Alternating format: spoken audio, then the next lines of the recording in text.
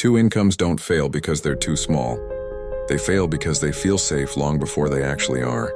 And that difference explains why so many smart households still feel one emergency away from stress.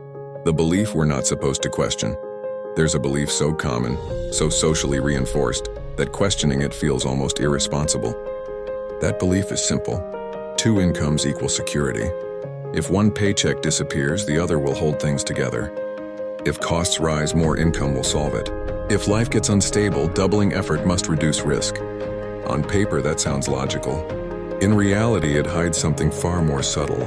Because when you look closely, many two-income households aren't relaxed.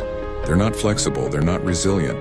They're busy, they're stretched. And they're quietly dependent on everything going exactly right. This isn't a moral argument. It's not about relationships or choices, it's about structure. And structure is where most financial advice stops looking. Why smart people fall for the wrong signal? Smart people are trained to respond to numbers.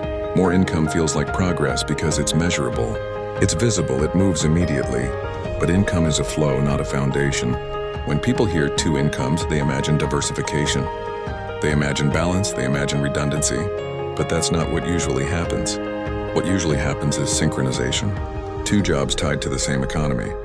Two schedules locked to the same calendar. Two incomes rising and falling with the same cycles. That's not diversification, that's concentration disguised as safety. And smart people miss this because the system rewards visible effort, not invisible stability. The comfort trap. Nobody notices. Here's where the trap begins. Quietly. When income rises, decisions change. Not dramatically, gradually. Rent becomes a mortgage. A used car becomes a financed one. Flexibility turns into commitment. Each decision feels reasonable. Each one is justified by income. But what's really happening is this. Fixed costs are rising faster than control. And fixed costs don't care how smart you are. They don't care how educated you are. They only care whether money arrives on time. That's the moment when comfort turns into dependency, without anyone noticing. Why two incomes increase fragility, not stability. There's a dangerous assumption baked into modern planning. That stability comes from adding effort. But systems don't fail from lack of effort. They fail from lack of margin. Two incomes often eliminate margin. Why? Because the household no longer has slack. Time disappears, energy disappears. Recovery disappears.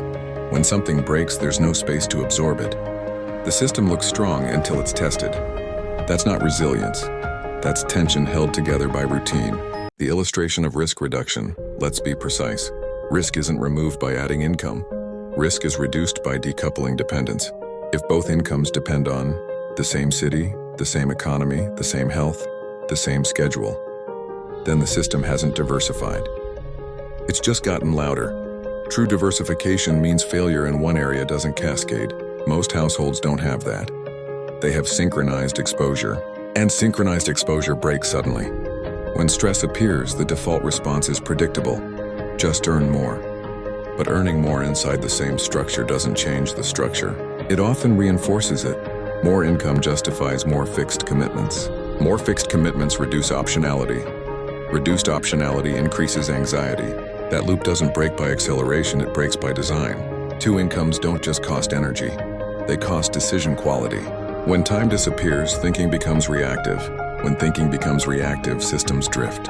You stop asking them, is this flexible? Is this reversible? Is this optional? You start asking, can we afford it? Can we keep up? Can we maintain this pace? That's not strategy, that's maintenance. There's another cost, and it's invisible. When a system depends on two incomes, both incomes become emotionally loaded. Every decision feels heavier. Every risk feels irresponsible. Every pause feels dangerous. That pressure doesn't motivate clarity. It suppresses it. People don't freeze because they're lazy. They freeze because the system gives them no room to move. What actually creates stability, real stability, isn't about income count. It's about control, margin, and optionality. Stability looks like low fixed costs relative to capacity, time that isn't fully pre-sold, income that isn't tightly synchronized, decisions that can be reversed. Notice something. None of those require massive income. They require structural awareness. This is why some lower-income households feel calmer than higher-income ones. Their system bends. This isn't advice, it's a filter. Before any financial decision, ask, Does this increase dependency or reduce it? Does this add flexibility or remove it? Does this survive disruption or only stability? Those questions change everything, not overnight, but permanently. Two incomes aren't the problem.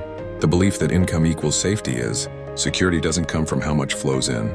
It comes from how little must flow in for the system to survive. That difference is small on paper and life-changing in reality. If this made you rethink something you've never questioned before, that's the work Capital Intelligence exists to do. If this perspective helped you see money differently, you'll want to stay here. Because the most dangerous financial traps are the ones that feel normal.